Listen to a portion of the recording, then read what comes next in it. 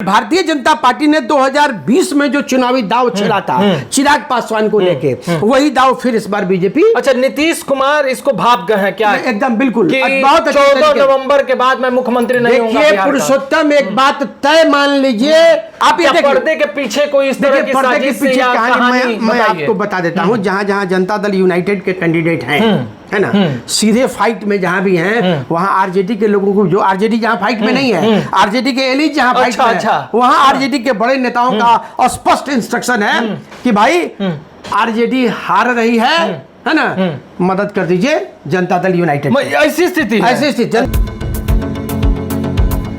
नमस्कार, आप देख रहे हैं फाइनल पोस्ट पुरुषोत्तम के साथ। आज बिहार की राजनीति पर हम बात करने जा रहे हैं और बात करने जा रहे हैं उस नए समीकरण के बारे में जो पर्दे के पीछे गढ़ा जा रहा है। क्या कुछ चल रहा है, ऑल इज नॉट वेल तो आप बार बार सुन रहे हैं, लेकिन पर्दे के पीछे एक नई कहानी गढ़ी जा रही है। बात बिहार की शायद अस्मिता की है। सब कुछ ब्रेक करेंगे हमारे editor in chief Gyaneshwar Gautam ji. आइए इन्हीं से जानते हैं। स्वागत है सर आपका। धन्यवाद Purushottam. All is not well in India गठबंधन एंड एनडीए गठबंधन। दिखाने के लिए ऑल इज वेल है। अच्छा, दिखाने के लिए ऑल इज वेल, लेकिन अंदर अंदर जो है ऑल इज नॉट वेल है। ऑल इज नॉट वेल है। फ्रेंडली फाइट भी देखने को मिल रहा है बहुत इंडिया गठबंधन में। अभी हम लोगों ने निकाला है। देखिए, वैशाली से कांग्रेस वर्सेस आरजेडी, अच्छा, बछवाड़ा से कांग्रेस वर्सेस सीपीआई, अच्छा, लालगंज से कांग्रेस वर्सेस आरजेडी, बिहार शरीफ से कांग्रेस वर्सेस सीपीआई, कुटुंबा से कांग्रेस वर्सेस आरजेडी। ये बहुत चौंकाने वाला है क्योंकि कुटुंबा से 2 बार के विधायक हैं। राजेश राम विधायक थे, है ना, राजेश राम जो कि कांग्रेस के अध्यक्ष हैं। राजा पाकर से कांग्रेस वर्सेस सीपीआई, रोसड़ा से कांग्रेस वर्सेस सीपीआई, कहलगांव से कांग्रेस वर्सेस आरजेडी, झंझारपुर से वीआईपी वर्सेस सीपीआई और तारापुर से आरजेडी वर्सेस वीआईपी। अब एक बात समझिए, इसको डिकोड करने की जरूरत है कि ये फ्रेंडली फाइट जो हो रहा है, उस फ्रेंडली फाइट के पीछे का रीजन क्या है। भारतीय जनता पार्टी के ऊपर बहुत दबाव भी पड़ा कि भारतीय जनता पार्टी नीतीश कुमार को मुख्यमंत्री का चेहरा घोषित करे, लेकिन नहीं किया गया। सरकार ने, भारतीय जनता पार्टी के शीर्ष नेतृत्व ने इसको स्वीकार नहीं किया। तो हम लोग कहते हैं ना कि नीतीश कुमार 2 बार पार्टी से अलग हुए, दोनों बार पार्टी में वापसी हुई।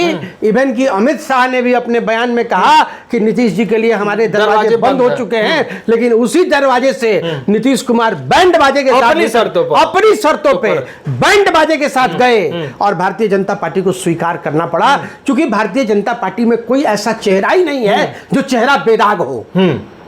देखिए, इस चीज को ध्यान देने की बात है। हम अपने दर्शकों को भी कहेंगे कि इस चीज को थोड़ा इसके ऊपर सोचने की आवश्यकता है कि भारतीय जनता पार्टी में कोई ऐसा चेहरा नहीं है जो बेदाग है। और जो मुख्यमंत्री बनने की रेस में जो लोग आज की तारीख में लगे हुए हैं, सबों का पैंट जनसुराज ने उतार के चड्डी भी उतार दी। अच्छा, कुछ बचा नहीं उनके पास। ये तय हो गया कि भारतीय जनता पार्टी कहने को ये कहती है कि वो बहुत ईमानदार और बहुत प्रभावशाली पार्टी है, लेकिन दामन में दाग है। हाँ, लेकिन दामन में दाग ही नहीं है, पूरा का पूरा दामन दागदार है, माने गंदा है। हाँ, गंदा है। आप मंगल पांडे की स्थिति को देख लीजिए। मंगल पांडे से ज्यादा भ्रष्ट नेता पूरे बिहार में आपको क्या देश में भी नहीं मिलेगा। आप सम्राट चौधरी को देख लीजिए, झूठ का पुलिंदा पर खड़े हैं। आप दिलीप जायसवाल को देख लीजिए, झूठ के पुलिंदे पे खड़े हैं। तो यहाँ क्या है, परसेप्शन भारतीय जनता पार्टी ने बना दिया है कि भाई हम जो कहेंगे वही सही है, और जब आप गलत करेंगे तो आपको देशद्रोही करार दे दिया जाएगा, अंधभक्तों से आपके खिलाफ में ट्वीट करवाया जाएगा। मैं आपको बता दूं, मैं अपने दर्शकों को भी बता दूं, 3 करोड़ से ज्यादा लोग आईटी सेक्टर में काम कर रहे हैं, जो पेरोल पे काम कर रहे हैं भारतीय जनता पार्टी के, जिनका काम है राहुल गांधी को पप्पू बना दो, है ना, नीतीश कुमार को पलटू बना दो, है ना। इस तरह की स्थितियां बन रही है। अब समझिए क्या स्थिति है। तो नीतीश कुमार भी तो है कि भाई तू डाल तो मैं पात बड़े आनंद से और बड़ी चैन में है, रिलैक्स मोड में। अच्छा, चूंकि भारतीय जनता पार्टी ने 2020 में जो चुनावी दाव चला था चिराग पासवान को लेके, वही दाव फिर इस बार बीजेपी। अच्छा, नीतीश कुमार इसको भाप गए हैं क्या? एकदम बिल्कुल।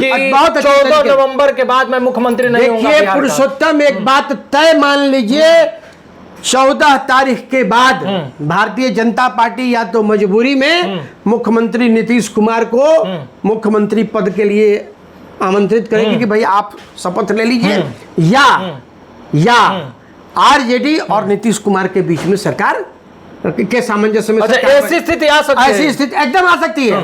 आप ये क्या देखिए, पर्दे के पीछे कोई इस तरह की पर्दे के साजिश पीछे या कहानी मैं बताइए। आपको बता देता हूँ। जहां जहां जनता दल यूनाइटेड के कैंडिडेट हैं, है ना, सीधे फाइट में जहां भी हैं, वहां आरजेडी के लोगों को, जो आरजेडी जहां फाइट में नहीं है, आरजेडी के एलिट जहां फाइट में है, वहां आरजेडी के बड़े नेताओं का स्पष्ट इंस्ट्रक्शन है कि भाई आरजेडी हार रही है ना, मदद कर दीजिए जनता दल यूनाइटेड। ऐसी स्थिति है। ऐसी स्थिति जनता दल यूनाइटेड को। ये तो बहुत बड़ी बात आप बता और रहे हैं। जेडीयू के साथ भी यही स्थिति है कि जेडीयू के जो शीर्ष नेता, बड़े नेता हैं, उन लोगों ने ये प्लानिंग स्टार्ट कर दी है कि भाई आरजेडी जीत जाए, उनके एलिज नहीं जीते। तो आपको बताते हैं, मतलब ये पर्दे के पीछे इतनी बड़ी कहानी चल रही है। इस बार मैं आपको बताता हूं, नोट कर लीजिएगा इसको। रिजल्ट आएगा 14 तारीख को। इस बार भारतीय जनता पार्टी से ज्यादा अच्छा प्रदर्शन एनडीए करे, जनता दल यूनाइटेड होगा, क्योंकि भारतीय जनता पार्टी के खिलाफ में भयानक एंटी इनकम्बेंसी है। आप मोतिहारी को ही देख लीजिए ना, मोतिहारी में प्रमोद कुमार के नाम कोई नाम सुनना नहीं चाहता। इसके बावजूद बीजेपी ने रिपीट किया, क्योंकि बीजेपी को ये लग रहा है कि भाई हम तो यहाँ किसी भी तरीके से चुनाव जीत लेंगे। सामने दमदार उम्मीदवार नहीं था, इस बार उम्मीदवार भी दमदार है। अगर आरजेडी को भी आप लें तो उम्मीदवार दमदार है, और अगर आप जनसुराज विकल्प के तौर पे किसी कैंडिडेट को देखते हैं तो डॉक्टर अतुल कुमार भी मजबूत दावेदार है। तो पूरे बिहार की राजनीति में पुरुषोत्तम अभी यही स्थिति चल रही है, सत्ता कैसे अपने कंट्रोल में रहे। और नीतीश कुमार तो बिल्कुल आश्वस्त हैं। मैं आपको बताऊं, पहली सभा थी सरायरंजन में, हम लोग गए थे जहां मुख्यमंत्री की सभा थी, और मैंने मुख्यमंत्री के चेहरे पे बड़ा सुकून देखा, बहुत सुकून, बहुत शांत, है ना। तो अंदर अंदर की जो राजनीति है सॉरी अंदर अंदर की जो राजनीति है, वो राजनीति एक दूसरा करवट ले रही है। विकल्प हमेशा से तैयार आदमी को रखना चाहिए, और जिस तरीके से Bharatiya Janata Party plan A, plan B, plan C, plan D पे काम करती है, ठीक उसी तरीके से नीतीश कुमार भी plan A, plan B, plan C, plan D पे काम कर रहे हैं। और नीतीश कुमार ही नहीं कर रहे हैं, नीतीश कुमार के साथ जो लोग हैं वो लोग भी कर रहे हैं। तो ये तय मान के चलिए कि सत्ता की चाबी तो नीतीश कुमार के हाथ में ही रहेगी किसी भी हालत में। भारतीय जनता पार्टी या तो उनको स्वीकार करेगी या हाशिए पे जाएगी। मतलब दो ही चीज हो सकती है कि भारतीय जनता पार्टी अगर उनकी जो सीटों की संख्या है वो अच्छा मार्जिन लाते हैं तो फिर नीतीश कुमार को साइड कर देंगे। देखिए, तो तय है ना, अगर नीतीश कुमार को साइड नहीं करना होता तो क्या मुख्यमंत्री पद का कैंडिडेट आप इनको घोषित नहीं कर सकते थे, जिस तरीके से आपने 2020 में किया। अच्छा, चिराग के साथ जो मतभेद हैं, मनभेद हैं, वो इस चुनाव में देखने को मिलेगा। देखिए, एक बात आप समझिए, राजनीतिक महत्वाकांक्षा चिराग सिंह का नॉमिनेशन रद्द हो गया। एक बात समझिए, और कहा यह जा रहा है कि नीतीश कुमार के लोग एडमिनिस्ट्रेशन में तो नीतीश कुमार के लोग ही हैं, तो ऐसा क्यों हुआ? सीमा सिंह एक डांसर है, कलाकार है भोजपुरी फिल्मों की, उनका नॉमिनेशन रद्द हुआ। और नॉमिनेशन रद्द होने से उन्हीं के जो दल के एलिज हैं उनके अंदर बहुत खुशी का माहौल देखा गया, है ना। तो अंदर अंदर कुछ खिचड़ी इस तरीके की पक रही है ना, जो खिचड़ी अभी पूरे तरीके से उसका पिक्चर साफ नहीं हुआ है। लेकिन मैं आपको बताऊं कि पहले चरण का चुनाव हो जाने दीजिए। पहले चरण का चुनाव जब हो जाएगा उसके बाद हम लोग जब इसको डिकोड करेंगे, लेकिन ये तय मान के चलिए 90% कि भारतीय जनता पार्टी अपना दाव चलेगी।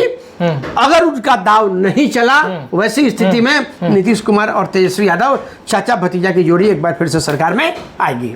एक अंतिम सवाल है आपका, नीतीश कुमार बिहार के अभी तक के राजनीति के गलियारों में, राजनीति में सबसे मतलब सुदृढ़ नेता माने जाते हैं, ईमानदार नेता माने जाते हैं। भाजपा जो रणनीति बना रही है, जिस पर काम कर रही है, क्या बिहार के लोग इसको माफ करेंगे?